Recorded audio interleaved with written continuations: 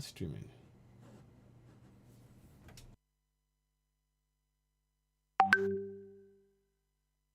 Here we go. Good afternoon, ladies and gentlemen. Welcome to Citizen AY, the platform where we speak truth to power. If you're joining us for the first time, please do something for us. This program is not going to be streamed on YouTube just now. Technical issues. We do apologize. Let me apologize for coming in late. There was one or two technical issues that tend to develop now and then when you're doing live streaming. That can be helped. But nonetheless, our guest is waiting. We'll do a little brief introduction. If you haven't subscribed to Citizen AY on YouTube, here's what you need to do. Please go ahead and subscribe to Citizen AY on YouTube. And here's one or two things that you can do. So let's go ahead, subscribe to Citizen AY on YouTube. Click the subscription button, and of course hit notification, and finally give us a thumbs up. You're watching us live on Facebook, and we will restream this again on YouTube. But thank you very much for those of you who've subscribed to Citizen AY on YouTube. We are over 2,000 subscribers on YouTube, and we are grateful for your support. We couldn't do any of this without your support. We are grateful. We thank you, thank you, thank you. If you haven't subscribed on YouTube, please go ahead and do so. If you look at the numbers on Facebook, we have over 55,000. You're watching us live on Facebook, and we will restream this again on Facebook. Are limiting it to 45 people. Thank you very much. That's why we need to migrate gradually onto YouTube. So please, your help is needed in building YouTube, Citizen AY YouTube platform on YouTube. Thank you very much. Today we're going to have a discussion about the movement and Yoruba Nation principally, and one of the principal actors that have been involved closely in how we've progressed thus far in the drive to go for self-determination and ultimately to arrive at Yoruba Nation as a free, independent Yoruba people. Of course, my guest is also in conjunction working with others, and in the Biafrans and Middle Belt, and he'll be giving us some more details about that. Ladies and gentlemen, I have the pleasure in welcoming on board Dr. OKANLOMO, and he'll give us a brief info about himself and his profession and his passion for the drive for Yoruba Nation. Let me just give that a second now. Okay, so welcome on board, Dr. OKANLOMO. Welcome on board. We welcome you on board to Citizen AY, the platform where we speak truth to power. Please introduce yourself and give us a bit of a brief background of your brief info about yourself. Thank you. Go ahead. Thank you, Citizen AY, for that kind introduction. I'm honored to be here on your program. The first time when we came together was many years ago, probably about 3 years ago, when you hosted Professor Akintoye and many other people all over the world at that stage. I think that was a Yoruba World Congress. That's correct. When we actually spoke to people who are involved in, who are interested in our liberation struggle all over the world. So that we're able to have our own nation, our sky blue, ethereal Oduduwa nation, a nation of prosperity. Going back to myself, my background, I'm from Abeokuta. I'm from Abeokuta, and although you say Abeokuta in Ogun State, I don't believe in Ogun State because I don't believe in division of our people. I strongly believe in the unity of our people. Fantastic. Yes, Yoruba, we are from, we have different different tribes within the Yoruba itself. Yes. The Yoruba, the Ijebu, and many more. Indeed. I don't see us as a tribe. I see Yoruba as a nation. Yeah. We're talking about the Egba is a tribe within that nation. So Indeed. we are common of the nation. I school in Abeokuta. I had my high school in Abeokuta and primary school around Abeokuta. And of course, when I finished my high school, of course, I went to University of Lagos, College of Medicine, University of Lagos, where I graduated in 1994. I mean, no, sorry, in 1990, that's when I graduated. I worked briefly as a medical officer in Nigeria, after which I came to South Africa in 1994. And since 1995, I've been in South Africa, and we've done so much here. We've made we've done very well in South Africa. We've established ourselves. It's like we've come to Rome, we've come, we've seen, and we have conquered here because we've really established ourselves. We have a very big community here, very, very primary community, and a lot of top-class professionals who can raise their shoulder high anywhere in the world, which you can boast of as a good citizen of Yoruba Nation. Indeed. When I came to South Africa here, I worked briefly as a medical officer. After that, I went to specialize.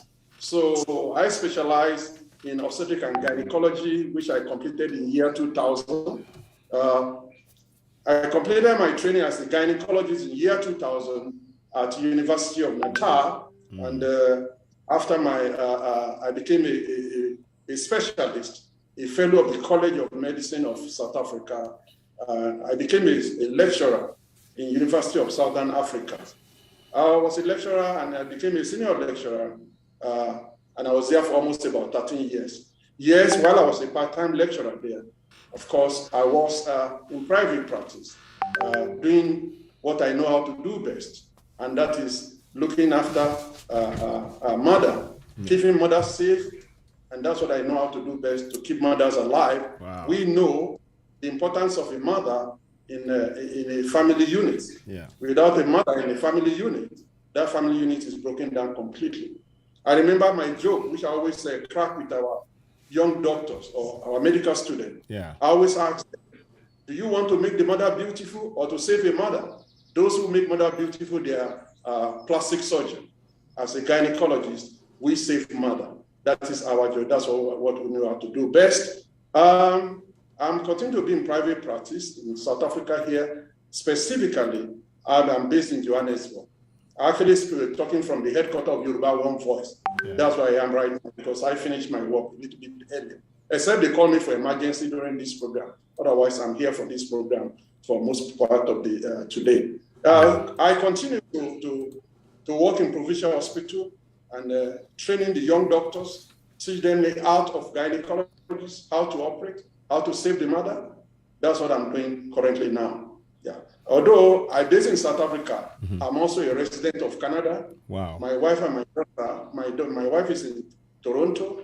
My daughter is in Providence, United States of America, in Brown University. She also doing pre-medicine. That's the only child I have. So that is my background. Although I'm still here in South Africa, my long-term objective and plan is to go and reunite with my wife in Canada, because I'm a citizen there. I can leave South Africa anytime you want. Africa is home. I'm proud to be in Africa. And of course, for me, what is more important at the end of the day is to make sure we actualize our nation, our sky blue exterior nation, Oduduwa Nation. That is our hope and our aspiration. Thank you, citizen. No problem. Could you do me one favor, actually? Yes, I just realized I completely forgot. Could you tilt your camera? I wonder, is it possible to tilt it to the side? Because it looks like it tilted the other way. Because it looks like the camera, the view is a bit very narrow. So is it possible to adjust it at all? I'm not sure why it is narrow, because that's what I'm experiencing right here. Except I turn it the other way around. That's it. That's better.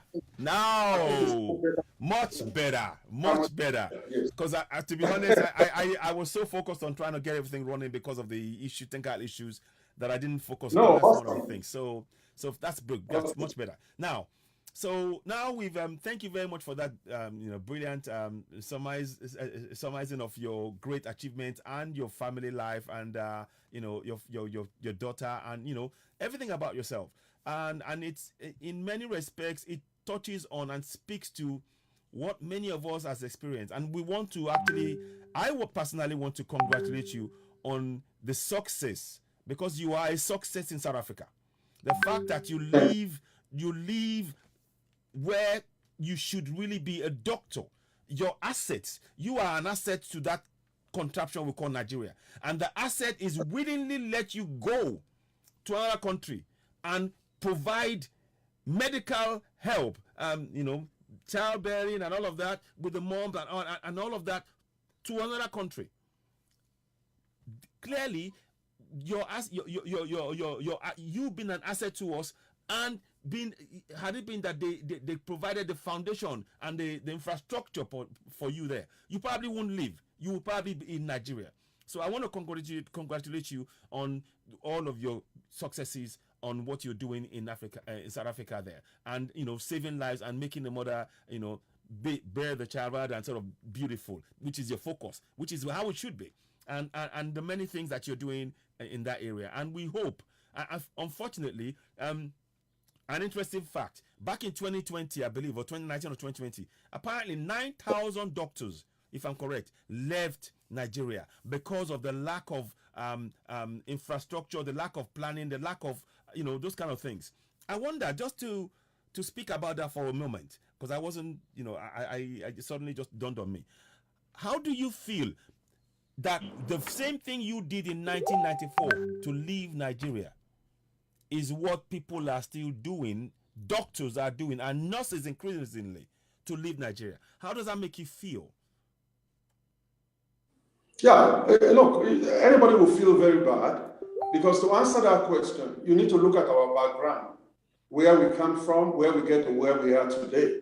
And for us to be able to do that, if you look at my back here, you see the picture of Papa. Fantastic, yes. Papa is right there, and our head office is right here. Yeah, you see, this is our progenitor. You remember Papa was only in government for, I don't think it's more than 6 years, between 1954 to about 1959. Exactly. But you have to look at that period. It was an El Dorado period. Indeed. Look at what Papa and his colleague, his cohort, what they achieved during that period. That is what actually created the opportunity, the platform for many of us to be able to get to where we are today. When I talk to people are amazed about my story. I'm a guy, my father died when I was at a very early stage. Wow. I don't have a mother who's a top-class professional. But because we have our progenitor who laid a strong foundation for us to be able to go to school, to attain any level we want to be able to attain our potential. That is why we're able to be doctors, engineer, and quantity surveyor, astrophysicists, anything you can imagine in this world. Wow. The other day, somebody called me to Steve Biko Academic Hospital. There's one of our Nigerian guys there who came to do nuclear medicine here. He called me, he's around, he needs some help. I went there, I spoke to him, tried to advise him. Now, to go back to our question, Steve, it's actually disheartening. Why I say with reference to Papa is that those who train us, those who gave us free education, they never anticipate there will be a day that will be scattered all over the world. The reason why they were trained was because they need us, they need our manpower, our brain power to develop our land. That is the reason why we are trained for. They didn't train us to go and help them in Canada. They didn't train us to be a doctor in South Africa to help the people in South Africa. We were trained to develop our land. But unfortunately, because of the problem at home, because of the military intervention, because of the fact that the abrogation of the autonomous constitution of 1960, which was negotiated by our forefathers, the military junta, they upgraded that constitution. And that's why we get to where we are today.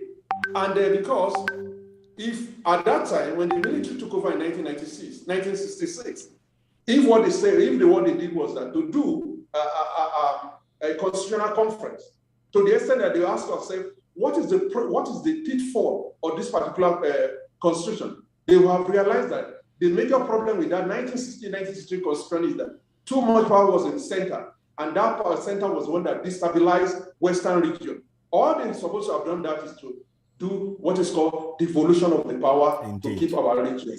Yes, but what happened is that because of that, the consequence of that is what you see many years ago when quite a large number of doctors, apart from during our time, because remember, in 1994, there were double migration from Nigeria. The junior doctors were coming to SA, South Africa. The senior doctor were going to SA, Saudi Arabia. Jeez. It was a migration to SA in 1994. Wow. But now, another wave of migration right now. And unfortunately, this is not going to stop in the foreseeable future unless if you have our own nation, our Yoruba Nation, where we can attract all our top-class professionals all over the world. In fact, if you see what we are doing right now in South Africa, we started about 4 or 5 years ago. What we are actually doing is that we created Oduduwa Health Professional Academy. In that academy, the people who are in the academy in South Africa here, we have a top-class surgeon, neurosurgeon, cardiothoracic surgeon, you have cardiologists, any form of top-class medical professionals are in that academy. And the purpose of that academy is very clear, because we look at the level of healthcare delivery system in our land. We are not interested in what is happening in Nigeria. We created the academy only for Yoruba people and only for the benefit of our people. What is the rationale behind? The rationale is very simple. We want to bridge the knowledge gap between the diaspora and at home. Wow. Because we have a top-class cardiothoracic surgeon, we have a top-class neurosurgeon. We want to create an interface where we can interact to transfer our skill, which we have acquired over the years, to the next generation before we die, so that Oduduwa land will develop. And having done that in South Africa here, we have encouraged our brothers in Australia, our brothers in Canada. Although I'm going to go to Canada next month, many of my colleagues are there. I'm going to meet up with them to present to them what we are actually doing in South Africa. Fantastic. I remember about 3 or 4 months ago, I spoke to Baba Kitoye. That time I said, Papa, somebody told me there's a problem. Do you need any top-class doctor, so I can speak to any of them? They will call you. So that is what it's all about, Citizen AY. And of course, what we are trying to do again is that if you look at most of our academic institutions, I trained in College of Medicine of University of Lagos. You cannot compare the quality of training at that time with now. So what we are trying to do is that we'll get one of our guys, for argument's sake, they can say, oh, Dr OKANLOMO, it's your turn to go to Nigeria. When I get there, what I'll do is that I will take the medical student, I will teach the registrar, I'll show them about preoperative preparation of the patient. On the day of surgery, we go to theater, you teach them how to operate, and after that, you teach them post-operative care. And another 2 days, I'll go and reunite myself with my family and see my family. So that's what we are planning, giving 1 week to Oduduwa Republic by the doctor of Oduduwa Health Professional Academy. So it's sad, very, very sad indeed, that our people are leaving our land where we're supposed to use those resources for the benefit of our people. And we all know health is wealth. If your doctor moves away, what is going to happen to our people at home? It's actually painful, very, very disheartening. Thank you, Citizen Ewa. Thank you so much. Listen, again, it's like you're the gift that keeps giving. Because I asked us that question, and I wasn't, the answer you gave more than answered it, but I want to actually, again, congratulate you in the vision that you're showing. The vision of imparting your knowledge. This is the kind of forward thinking. This is why we are convinced in going for Yoruba Nation. We are absolutely resolute. Myself and yourself and many others who are outside, because the vision to see the future generation and teach them how this can be done, and even though they're outside, with the vision is still to get them back home. So I want to thank you personally for that. Now the sad bit of it for me is when you started talking about the same thing, this SASA, South Africa, Saudi Arabia, and the same thing is happening now. When you said that, I was crying inside. I was crying inside, because that is, it shows that we are going backwards. It shows we are going backwards. And that's why this movement for Oduduwa Nation, Biafra, if that is what they want, and Biafra, and of course Middle Belt, is so essential. So I thank you so much, and please do not relent. We are proud of what you are achieving, and you are essential. And also, the gesture that you made to Professor Banji Akintoye in terms of health, and that is something that we also think is brilliant, a very, very good initiative. And I'm hoping that many other doctors can see your example. And in fact, I urge many of all our professionals in the health sector to join together and begin to work out a plan, because we will achieve Yoruba Nation. We're going to get Oduduwa Nation. We will get it. And when we get it, We want to have had a plan in place, such as you already have now, that we can roll out within a short space of time to start transforming the lives of our people. So I am most encouraged by what you're saying. In fact, it fills me with hope. The vision that you bring to this movement is immense, and I want to thank you on that. Now, Citizen AY, yes. Before we go ahead, the other thing I want to say is that apart from what we are doing in the Oduduwa Health Profession Academy, in fact, where we actually want to be is to create a science at the academy, STEM. And we want to create STEM academy, science, technology, engineering, and mathematics. Fantastic. Because remember, STEM is the basis of development of any economy. Indeed. That's what we want to start now. Indeed. To mobilize our engineer, to mobilize our mathematician, yes, to technology. So those are the things we want to do. So that the engineer, they form a group. All our engineers all over the world, all our mathematicians all over the world, so that everybody come to the academy. All our scientists. So that's what we want to do. And even before we get there, we thought we want to create a virtual university for our people in Oduduwa land. Wow. A virtual university, because I can sit down in South Africa here, giving lecture to the medical students in Akure. No. I can sit down here giving lecture to students in Igora. So that's the level we want to get to. And of course, because of the capacity we have developed over the year, I can get a medical student to come from Oduduwa land, to come to here, to come to South Africa, to come and do rotation, so that we show the fellow clinical skill, demonstration, exposure to patient. So that's the level we want to get to. We are actually interested in STEM academy, of course. Our forte is the medical, and that's why we started with Oduduwa Health Profession Academy, so that we use that as a guinea pig, a testing ground for everything we want to do. Thank you, Citizen A1. Oh, thank you. Oh, I've hit the jackpot right here. Ladies and gentlemen, you're watching Citizen A1, the platform where we speak truth to power. You will only get this kind of information and in-depth analysis on Citizen AY, the platform where we speak truth to power. What we do here is to give you the knowledge, the truth, the ability to be able to make decisions yourself with the key information, such as you just had my brother here, Dr. Okalomo, my elder brother, my Baba.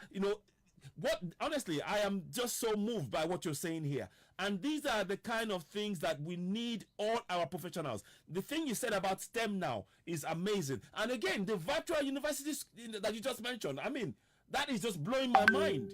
So we can actually begin to prepare our people. These are the kind of visionary thinking that we want. Practical stuff that will impact people on the ground. Once again, I thank you very much for that initiative. Now, going on into the struggle, when did you first really get like, okay, I am going to get involved in this? When did that really, really hit you in the gut and go, right, that's it? When? If you don't mind telling us. Yes, I couldn't hear you from the beginning. Oh, okay. Could you repeat what you said?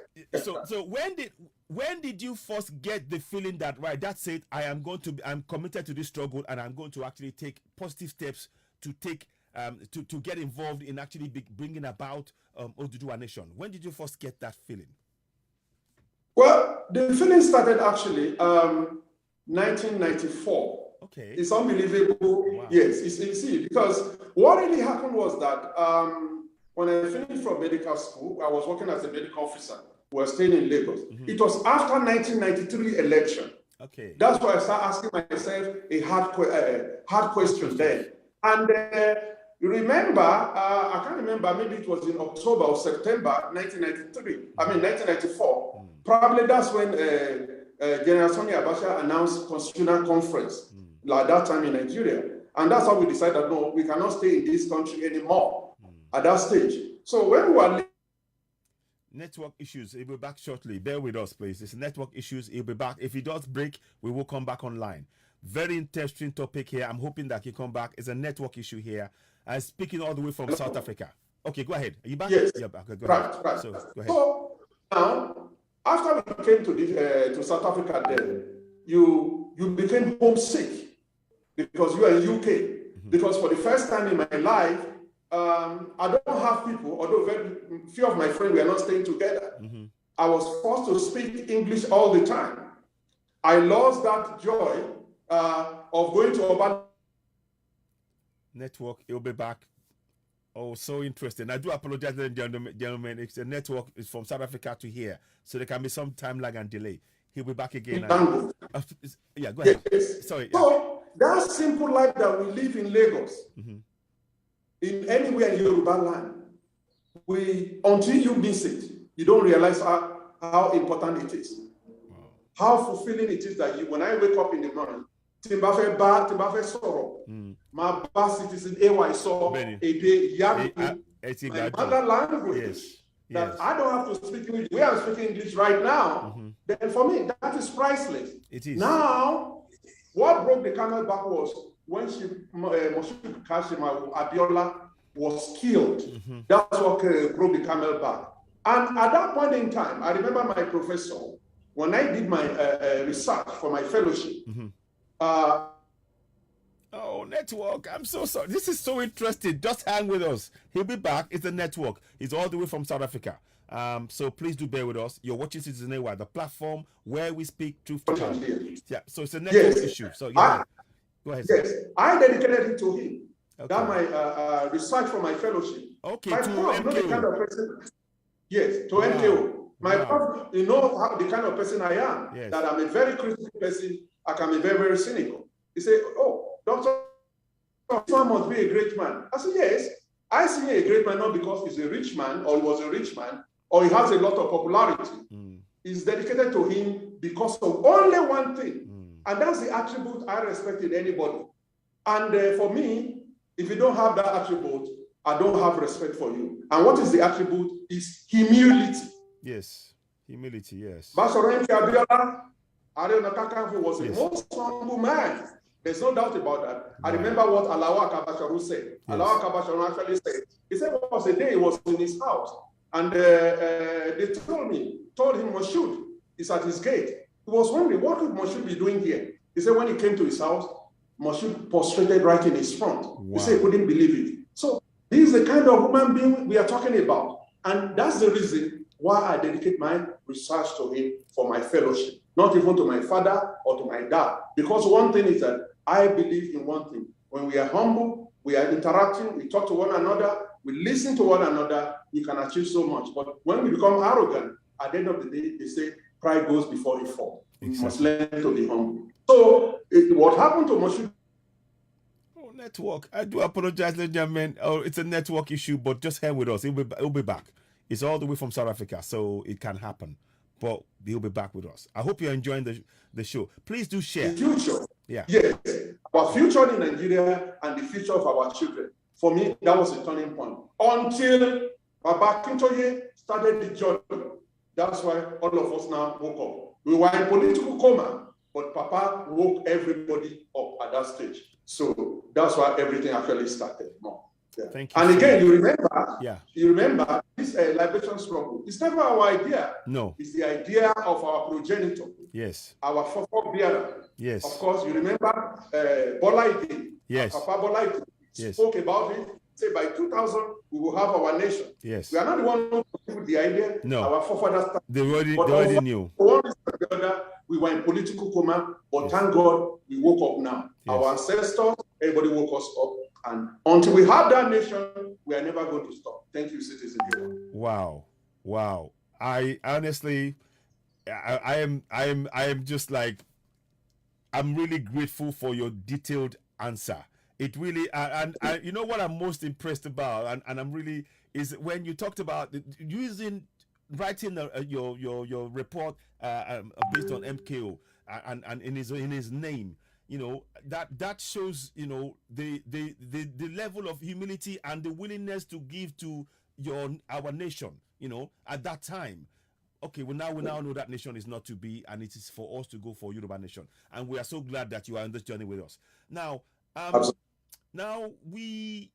has been, I might go into one or two slightly difficult issues now. You know, after the Yoruba World Congress, and things really started moving along and kicking along, and, you know, sort of, a lot of stuff started happening with Yoruba Nation and Oduduwa Nation, you know, and we really started building that, and the momentum was going.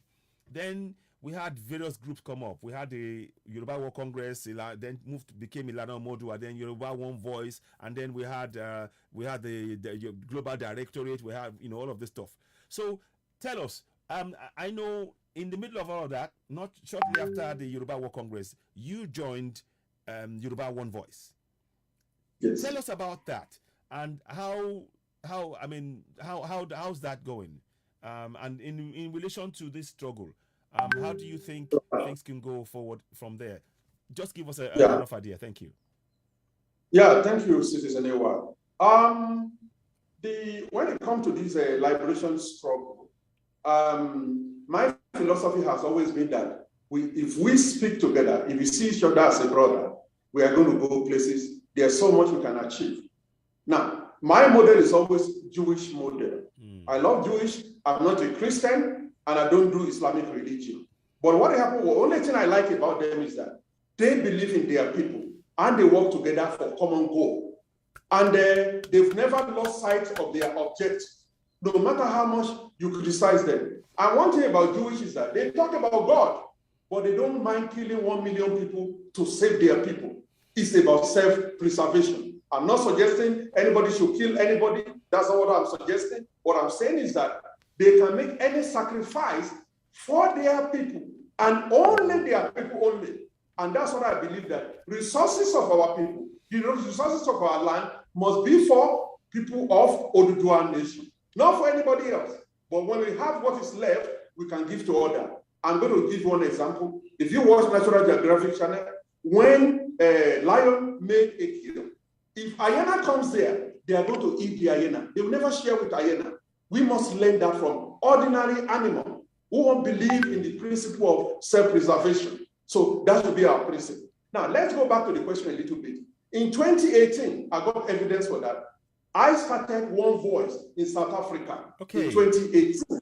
Now, yes, there's evidence for that. I can show you the screenshot of the WhatsApp group which I created. I call it Odudua One Voice. I started that One Voice in South Africa. What is the reason for that One Voice? There are so many Yoruba organizations in South Africa at that time. Now, because there's so many different organizations, we couldn't help our people much here in this country, in South Africa. There was xenophobic attack, all sorts of things happening. So sometimes at that time in 2017, and now there's one guy who was killed in northern province in South Africa, a Yoruba mechanic. If I remember his name correctly, is Lawal. That's why I start mobilizing people in this country. I say, guys, what are we doing for our people? Our people are being killed on regular basis, based on the fact that we are not from here.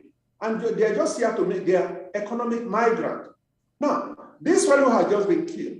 What is going to happen to his immediate family, his children, his wife, and of course, the family he left in Nigeria?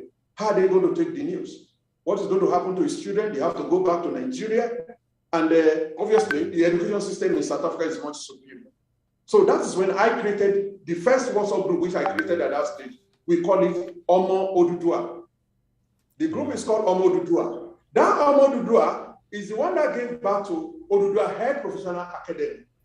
That Omo Odudua group is the one that gave back to Odudua One Voice.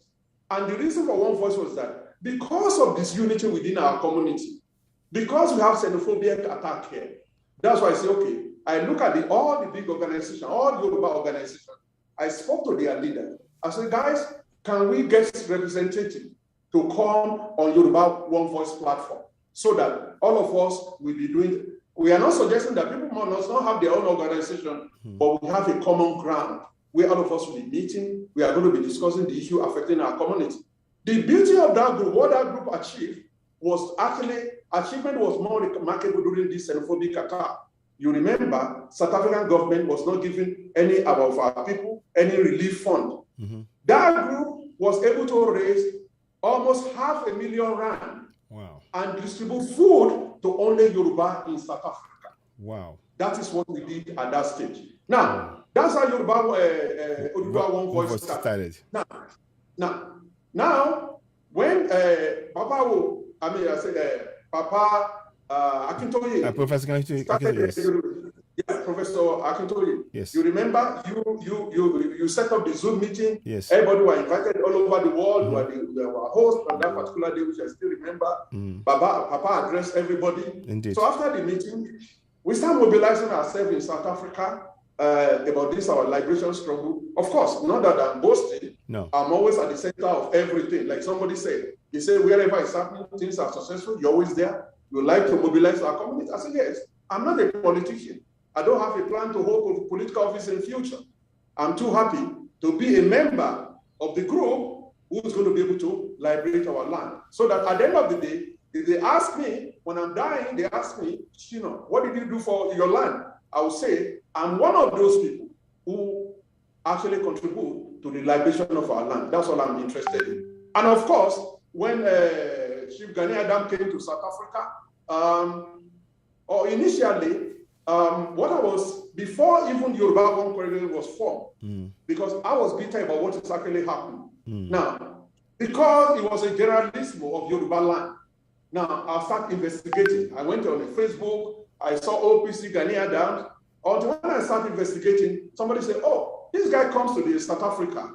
And when we are talking on platform, one of the guys said, it's his friend. So when he came to South Africa, people came together. We invited him because he was just being installed as the Ààrẹ Ọ̀nà Kakanfò. He was hosted. And in fact, when he was coming to South Africa, of course, we hosted him in my place before he went to hotel. He was with us for almost about 24 hours. Wow. And after that, we hosted him again. And that's why I started telling him my vision of Oduduwa people. Yes, I think this was around, if I still remember, it was around 2017 at that stage. Wow. So now, when he had a Zoom, an interview, when he was talking to Yoruba Nation, on the interview he had, I don't know whether it's with you or Heritage. I think it was with Heritage. It was with Heritage. Yes, Heritage. And that's why the idea, he now brought up the idea again of one voice, which we are doing in South Africa already. But instead of the one voice, they call it Yoruba One Voice. So when that one voice is formed, that's why I was made the Secretary General, because of my belief, because of my conviction, and because of what I've said to him, where I think we should be as Yoruba people. So that's in a nutshell how I got involved with Yoruba One Voice. So, and again, if you ask me where we are and where we are going, but whether we like it or not, we know that all of us have made a lot of contribution to this struggle. Not in any small way. Where I'm talking right now, yes, my office is here. The biggest part of the office here is the headquarters of Yoruba One Voice worldwide. And that's where I am. Wow. And that's why you see Papa Awo picture at the back. Yes. And now we have our gallery there where we display the shirt of Yoruba Nation. It's right here. All lot of things we display here. People come here to come and buy those merchandise. Things. Yeah, merchandise. It's right here. So now as far as the liberation struggle is concerned, look, even before we thank anybody, the people to thank are people like you. Because no matter what we do, Citizen AY, no matter what we do, if it's not in public domain, people don't know what we are doing, there's no way we can go anywhere.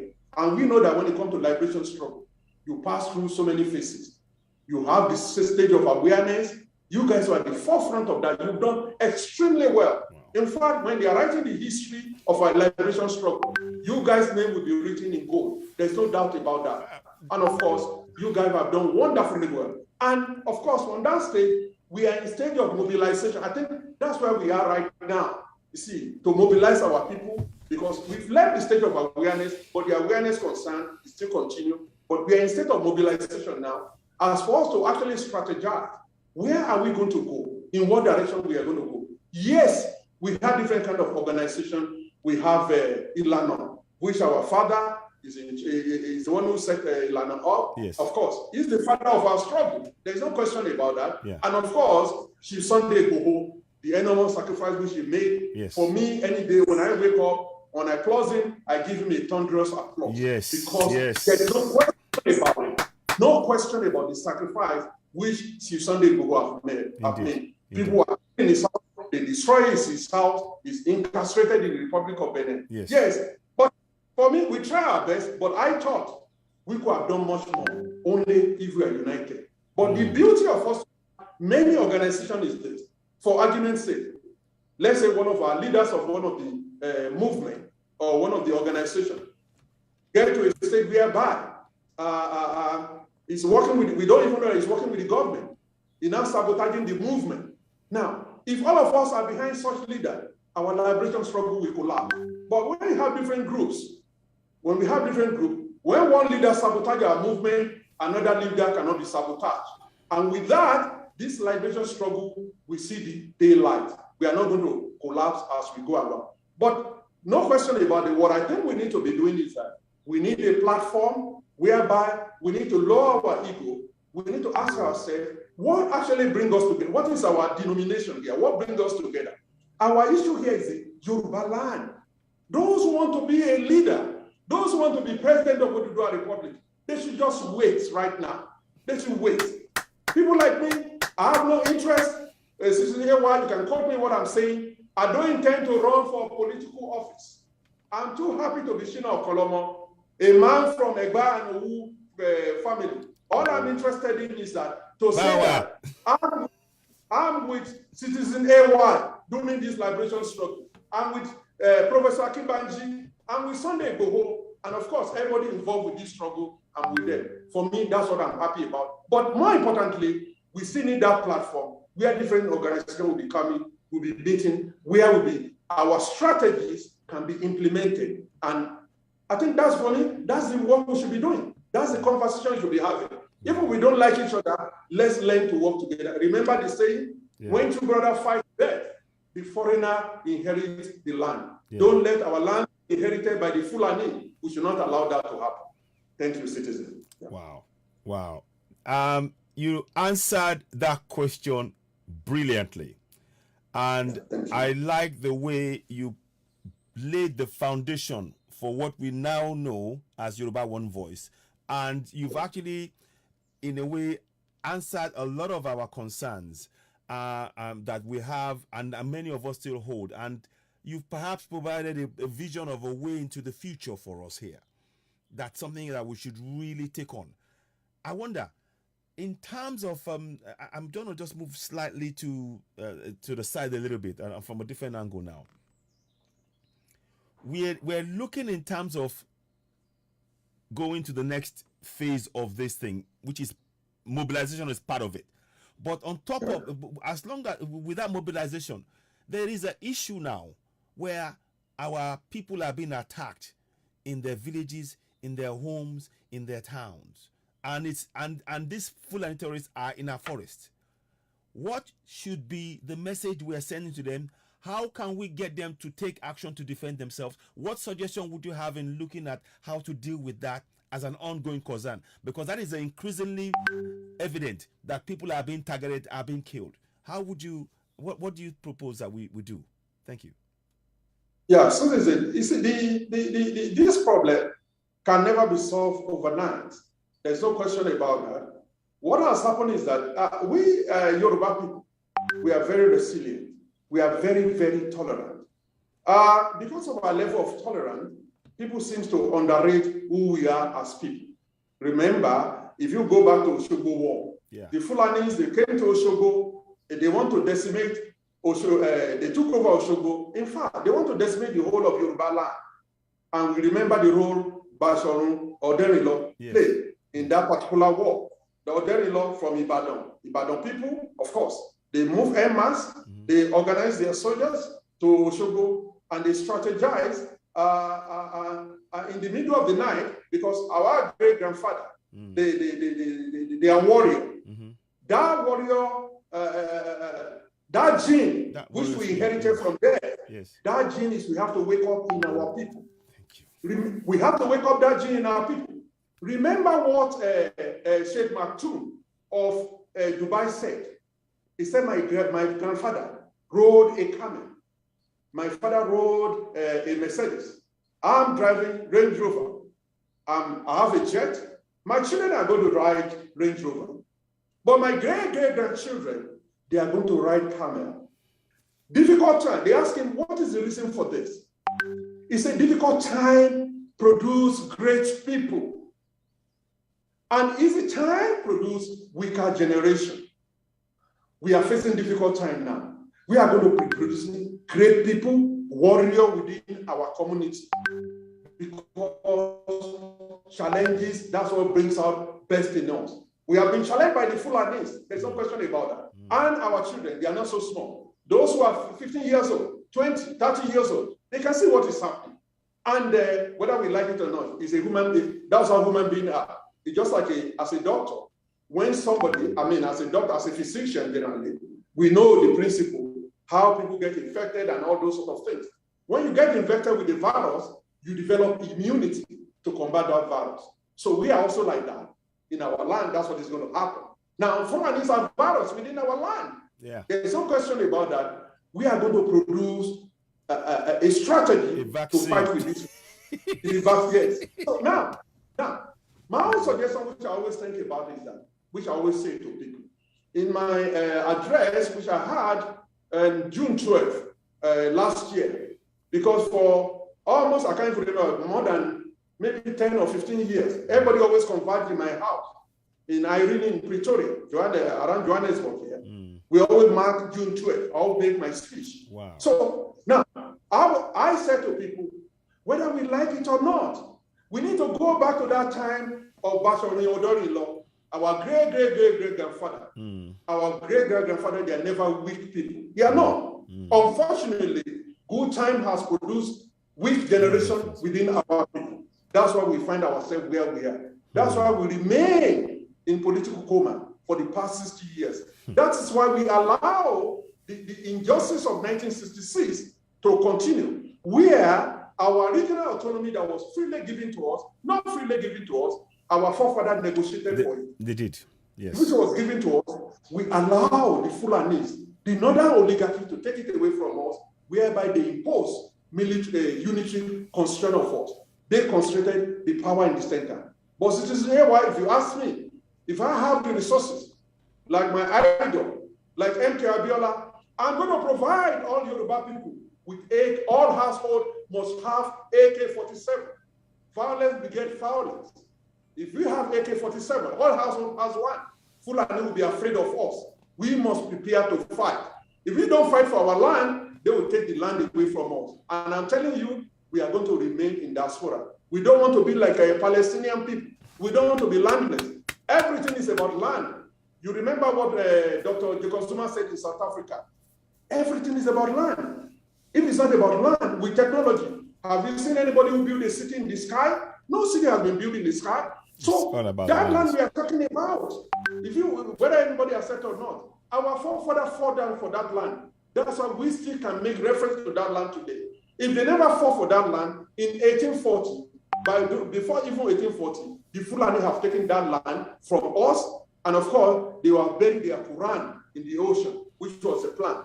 I'm not I'm against the Muslim or anybody. No. You remember, my family are Muslim, but what I believe more is Oduduwa land. I believe in our tradition. That's all I'm interested in. And that's where I stand right now. So that is the situation. Yeah.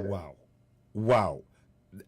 I am, that is what I've been similar. Honestly, we are thinking quite along similar lines.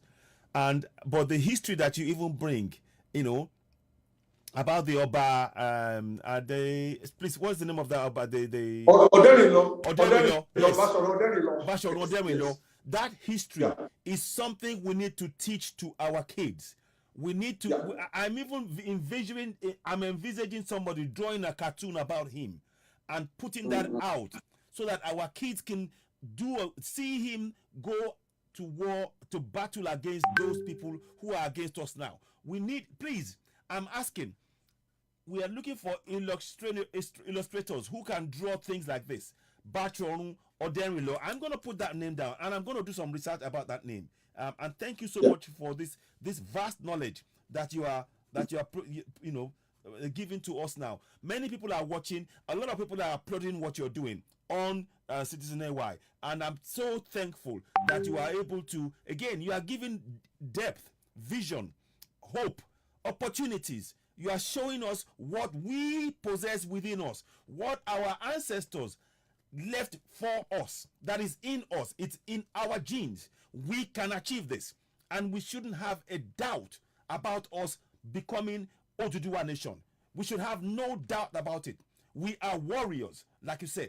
These are things that we need to impart on our youth, because our youth believe it's music or this is that. No, we are Oduduwa people first and foremost, and we are warriors. And I want to thank you so much for this. Honestly, you are, like I say, you are sage. You are emulating Paawolowo in your vision, in how you say things, and even Professor Banji Akintoye. And these are what we need. We need people to provide solutions to problems that we face and how to show the people the way. And I'm hoping that many people would have learned quite a lot from this now. In the final, before we wrap up now, because I want to thank you, and please, we'd like you to come back. That's the first thing I want to say to you. You have to come back, because we need to we will need to go and look at certain things on health. We would like to do a program specifically on health, and there are things that I want us to show people, and perhaps, and then I've got some ideas that I will discuss with you, and then we'll then actualize it if you would allow. But in closing, how do you see? I mean, I think you've answered some of the questions in terms of the organizations. If I recall, one of the things you said that it's good to have many different organizations, because if they take one out, the other one will step in. Very good. But the question now is, I know we are individuals, and we are great people and everything else, but into engendering that unity to get us closer to Oduduwa Nation, what would you propose in that area? Yeah, sorry, citizen. I was caught up because of the poor connection here. Okay. Please, can you reframe that question again? Okay. Please, Thank you. Now, the question is this. I know you've touched on the fact that it's good to have many organizations, particularly if the government were to take one out, the others could step in. From that point of view, yes. Brilliant. Now, the problem we seem to be having now is that many organizations, and I think you touched on it. I want to be president. I want to be known as. I want to be, So we should put that back. I think that probably partly answers the question. But in the meantime, we need to have. How would you say that those organizations, as it stands now, to be able to focus on the main goal? How can we do that? What suggestions would you have for us on that? Yeah. Thank you, Citizen AY. Because of that problem which you have actually highlighted, that's what got me thinking. That was about 2 months ago, trying to look for what is the solution going forward.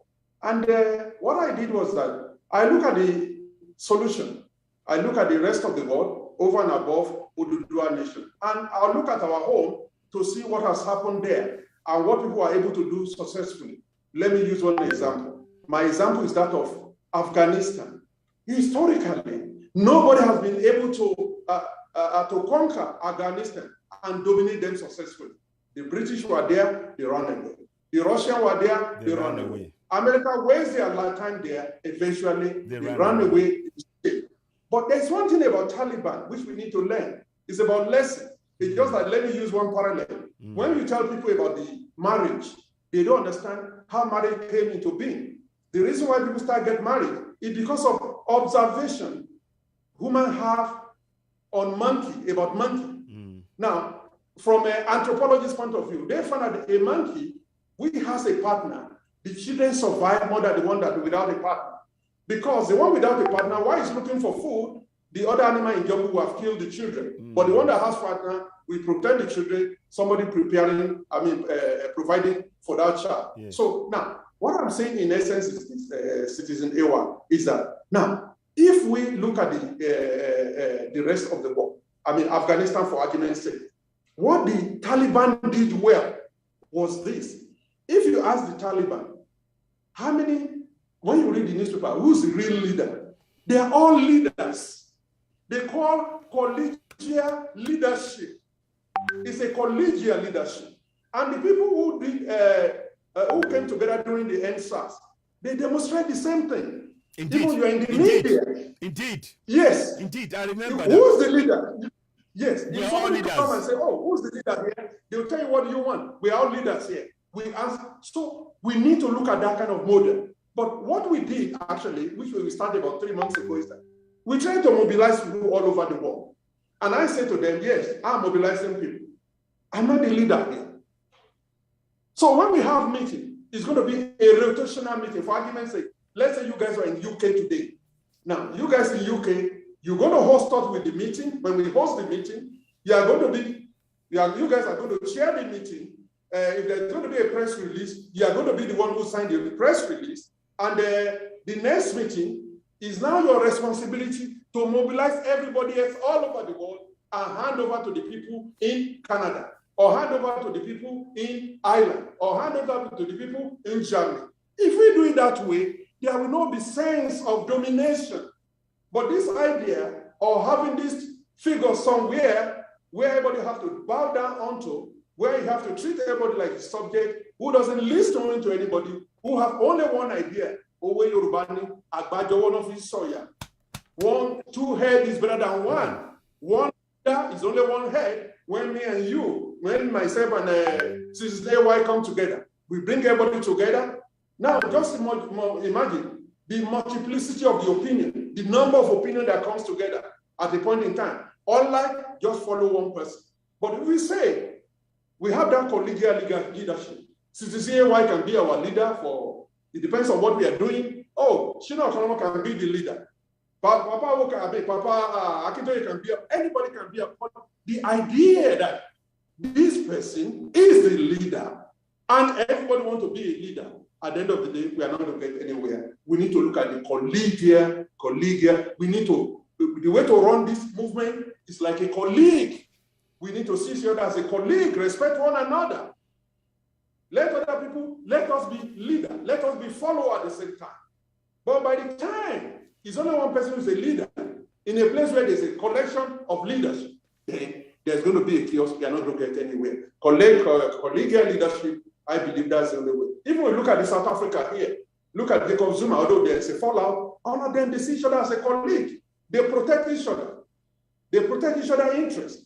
They provide for one another. So that's how it's supposed to be. The good thing is that, look, we are talking about self-determination. Network. Oh, we'll come back. But this is, I hope you're enjoying this. Please do share this broadcast. It's nuggets of information. Please, he'll be back. Just wait. It's a network issue. But do bear with us. You're watching yeah, the platform will speak to power. Are you back now? Are you back? Wait, it's slowed down, but you carry on. We know it's a network. Can you hello? Can we see you? Yes. Okay, good. Yes. Go ahead. Right. Like I was saying, I mean, you need to look at the second principle of Kwanzaa. I mean, the second principle is that the Kujishagulia. We must be able to define ourselves. We have defined ourselves. We must be able to speak for ourselves. We are speaking for ourselves now. We name ourselves. But what is left right now is to create something for that Yoruba Nation, for the benefit of incoming generation, and for posterity. And what's more important is that we need to have ethical people with integrity. Whatever anybody has an ambition, let's put it by the side. Let's put our tails between our legs. Let's listen to one another. Let's work together. Let's provide collegial leadership. Thank you, Citizen AY. Wow. A lot of people are giving you kudos, sir. This is great kudos to Sir Shino. That look, honestly, no, I kid you not. What you're saying here is for the ears of each and every organization that is running. If you're running anything, we have to go collegiate. And I like the rotational idea that you said there. So whoever is running a particular event, they run that, they put everything up, and then they haven't done to the next. Because that way, we all feel and get a sense of equality. And it doesn't diminish, the beauty of that, it doesn't diminish that we still see Professor Banji Akintoye as the leader. It doesn't. In fact, it doesn't. It allows the organization that he may run to, again, partake in it. But when he then speaks for all of us, when we achieve that, then that is the case. And that means that all of the organizations will have proper representation. And I think this is something that we'll probably have to have more discussions about to see how we can approach all of the other organizations and not say, look, we're not saying this for you to come and, you know, we call it, like you said, call a meeting and everybody else has to come. It has to be rotational. The responsibility has to be given out to each of the people, organizations, so that they can run it and feel involved in that process. And I think that is really key. I think it's I don't know what else would you. I don't know where else to go now. I've got some other things to I wanted to ask you. Let me just see. The virtual university you talked about there. Yes. I wonder if you could just give us an idea. So that would be for, is that for medical students now, or is it just for or is it to do with STEM? All disciplines, STEM particularly, because STEM, the basic, the foundation or development of any nation is STEM. Okay. It's after that we are going to spread, but you need other discipline because we say you develop a technology, you must be able to market it. Exactly. So that's where the business department have to be. So, but the heart of the academy is the STEM academy. Is the STEM. STEM is what is all about. Okay. The other one just are peripheral.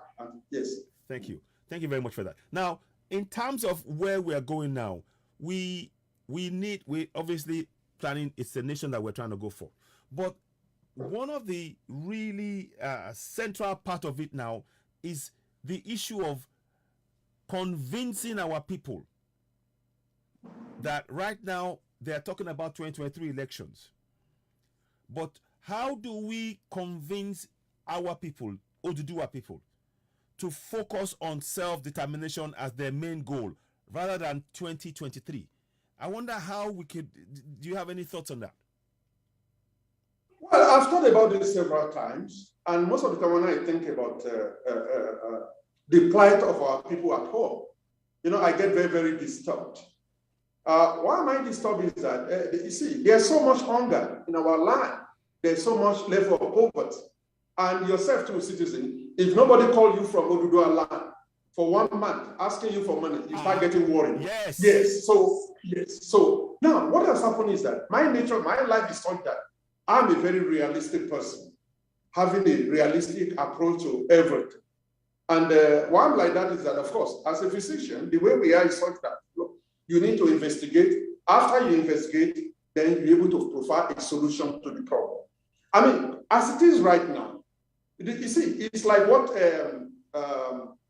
the president of Russia, Stalin, what he described one time. He said he took a chicken, he plucked out all the hair. And after that, I mean, just imagine the pain that chicken has to go through. And after that, he now put maize on the floor. And that chicken was actually eating it. Wow. That is what our people are actually facing right now. So yes, that's how bad it is. Any little things, they will grab it. Any politician go to them, whatever they give them, they are too happy. So now the issue is that until you eradicate that so much of that poverty, it's going to be actually very difficult to convince our people.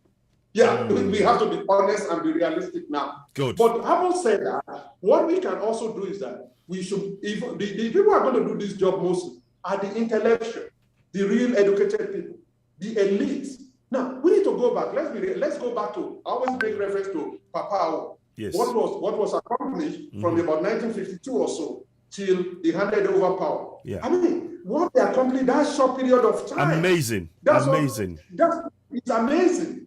So we need to tell them, let people realize. Maybe we need to print a lot of pamphlets. List all those the accomplishments, what they achieved during that period, and let them people realize that, look, if we get Oduduwa Nation, you only have to suffer for another few years. Exactly. In 4 years' time, things will be great. Things will be okay. Our forefather has done it before. We don't need to tell you.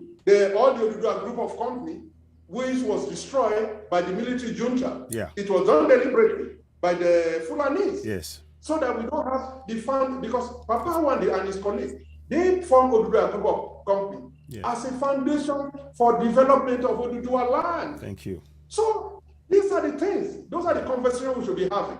And that's because all of us in diaspora, we have people at home, of course. There's nobody who doesn't have immediate family. Exactly. We need to start talking to our family one by one. by educating them that this election is not the solution to their problem. It's Oduduwa land. Because when you get Oduduwa land, all those things that Papawo and they have blueprint already.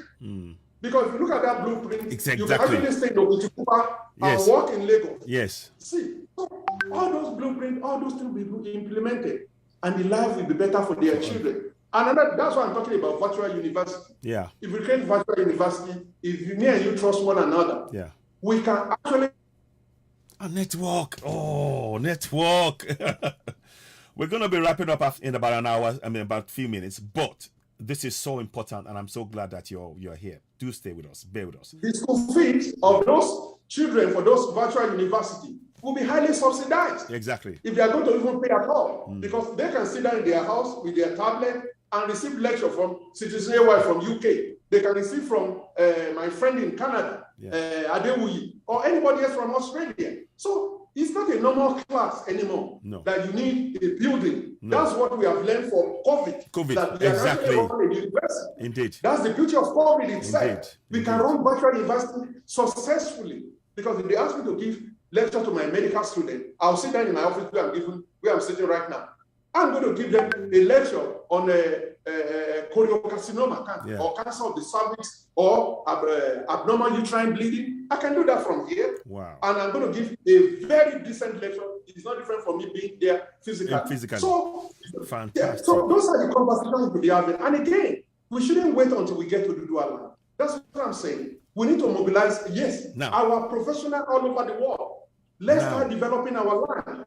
Yes, let's get, I'm using medicine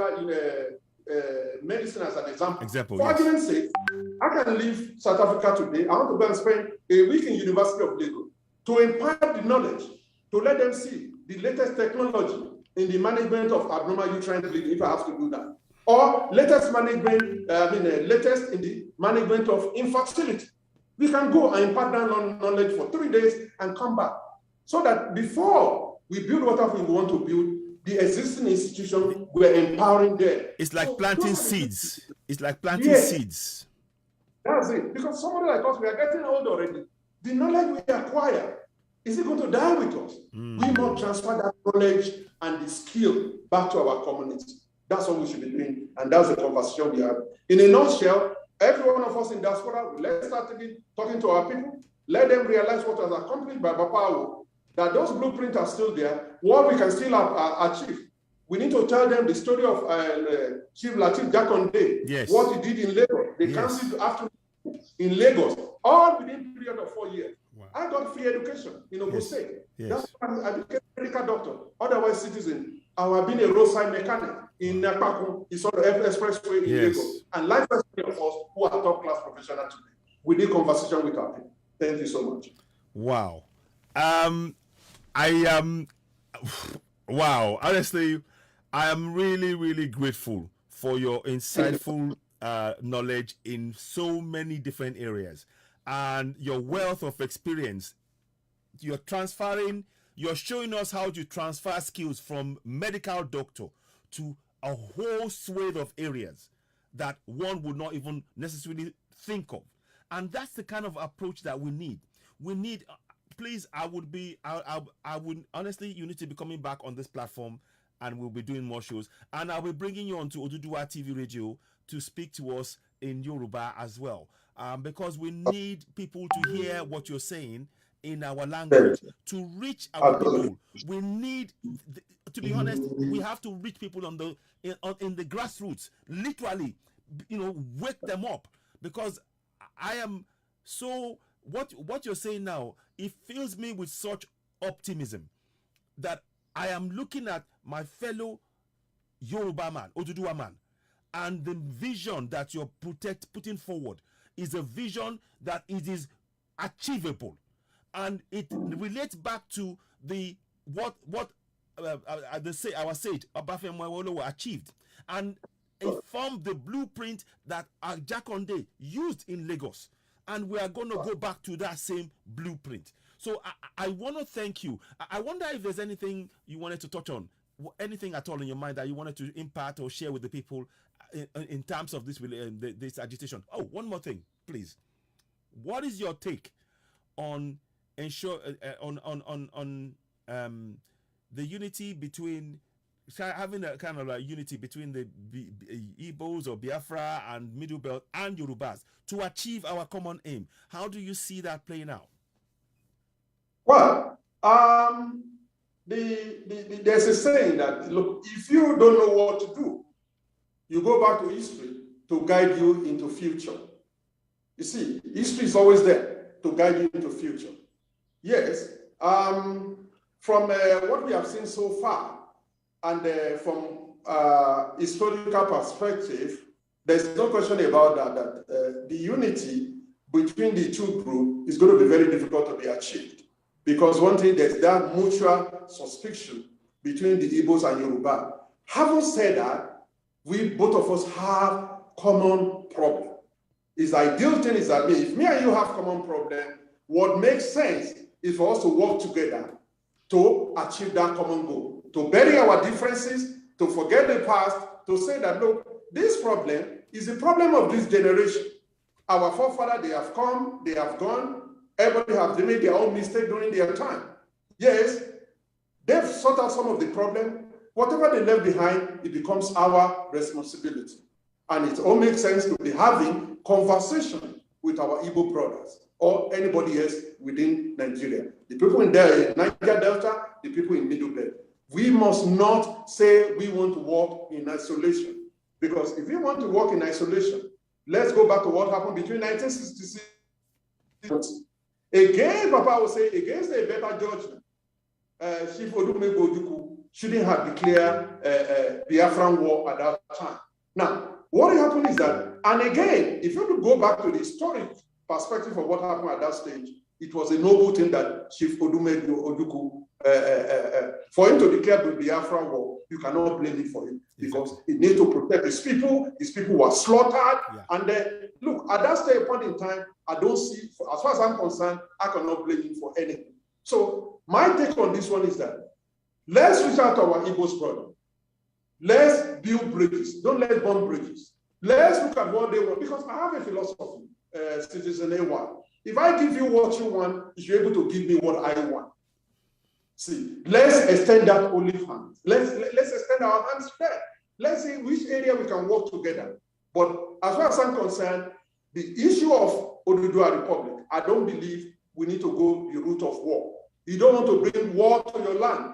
We see what is happening in Ukraine. Yes. War brings a whole lot of things. Infrastructure will be destroyed. You don't want an engineer. You don't want an engineer to carry AK-47 to start fighting Fulani herdsmen. Wow. It's a lot of money you're investing to an engineer. You're investing to an accountant. Yeah. Or somebody who's a journalist. You have a lot of money, you spend a lot of money to develop those people. Let's see how we can work with everybody who believe in their right to self-determination. Yes, the mutual suspicion is there. History is there that, look, most of the time we want to work together, it doesn't work out. But still, we can try. Who knows? Maybe this generation is better than the previous generation. Maybe this generation is feeling the pinch, the need for them to liberate their own land as well. Let's see whether we can work together to achieve our common goal. That's the way I see it. I don't see anybody as anything, but for me, somebody can work with me to achieve whatever I want to achieve. I'm prepared to work for that person. That is where I stand. Wow, thank you so much. I mean, we've covered quite a lot of ground in a short space of time. And there will be, please, I urge you, please leave time in your diary. You're coming back. I would love you to come back, because you've given us quite a lot of information that many can chew on. I think at this point, we'd like to say we'll stop here for now, but I want to thank you for taking the time to come on to Citizen, the platform where we speak truth to power. And the vision that you put forward is really something that many of us can relate to and see. We can almost feel it. We can touch it. And we want to feel more of that. So we'd like you to come back on the show. But I was there for me to say thank you so much for what you said today, for coming on Citizen AY, the platform where we speak truth to power, for also relating, bringing in many of the stories that we didn't even know before. The story of Bashorun Odun Sorry. Oderinlo. Oderinlo, sorry, Oderinlo, yes, Pastor, yes, Bashon Oderinlo, and of course the sage. Those stories are stories which we need to look into, and I want somebody, I want illustrators to really paint that for our kids, because kids, they feed off those kind of things. When you tell them those kind of stories, it fires their imagination, and you never know how we can actually get them to. We need our youth to be part of this struggle. So I thank you so much for your knowledge, for your vision, for the work that you're doing, and for the plans that you have. And I only hope that many other professionals will have the same vision as you have. And indeed, we need to work together.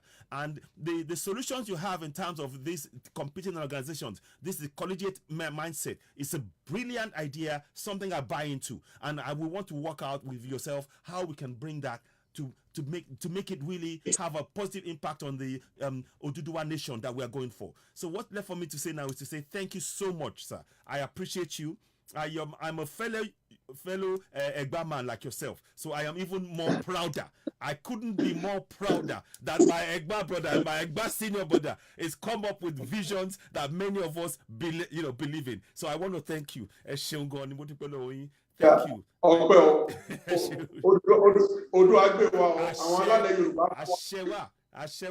Ashewa.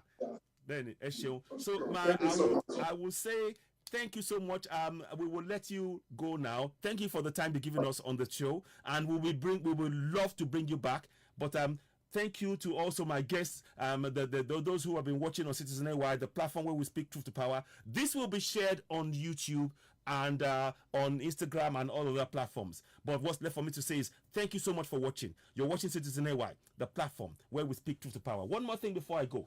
I'd like you to go ahead, subscribe to us on YouTube. Here's what you need to do. Just go subscribe to Citizen AY on YouTube. Hit the notification button, give us the thumbs up. Thank you very much, sir. I appreciate you. And I will send you this link for this show as well afterwards, so you can also share it as well. And this interview is a great interview. There's a wealth of information in it, and I would urge everybody watching it, don't just watch, share. There's a wealth of information. There are things that are very balanced argument, very, very, very visionary in thinking, and we need more of this from many more people. We would like to interview anybody else that would have ideas for us to achieve our goal of Oduduwa Nation. We are all part of the struggle. We are all leaders in this struggle. Thank you so much, sir. Thank you so much. Pleasure. Thank you. Thank you, Citizen. Thank you. Nice meeting you. Yeah, thank you so much. Bye now. So I'll stop the video and I will mute you at this end. So now I'm gonna just do this. Okay. So ladies and gentlemen, there you have it. That was Dr. OKANLOMO. I was not expecting the amount of amazing information and suggestions and possible solutions to the problems that we face in our land, and how we can solve it and how we can achieve Oduduwa Nation. But I was pleasantly surprised. He'll be back with us again. But I want to just take this opportunity to thank you. I know the hour went very quick, but he will be back again, and we'll be looking at the health side of things, because he's a health professional, a doctor, and his wealth of knowledge and experience is something invaluable that we have to tap into. So I want to thank you all so much for watching us. You're of course watching Citizen AY, the platform where we speak truth to power. What we aim to do on this platform is to impart knowledge to you, to be able to make informed decisions that would impact not only your lives, but those of your coming generation. So what we're saying now is, let us join hands together to achieve the common goal. Yoruba Nation now, Biafra Nation now, Middle Belt Nation now. Together, we can work together and achieve this, and not necessarily resorting to military means, but not reading that out either. But we're saying our focus is we can do this together, and we emphasize the need for us to start off having vigilante groups, and passing this information down into the villages, into towns, into hamlets, to make sure that people can protect themselves. In our land, without having that protection, we cannot hope to carry out a referendum. So the vigilante is of immense importance, like he said. Once again, I thank you all for watching. You're watching Citizen AY, the platform where we speak truth to power. Well, I'll be back later on, and I will try and give you some more information. One more thing I'd like to say. I want to once more thank each and every one of you that are subscribed to Citizen AY on YouTube. We are over 2,000 subscribers now. I thank you all so much. Thank you. We couldn't have done it without your support. Please continue to subscribe, share it with family and friends, help us grow the platform. And of course, I'll be back later on. Ladies and gentlemen, you're watching Citizen AY, the platform where we speak truth to power. Please share, share, and share. And I'll be back later on. Thank you and goodbye. Bye for now.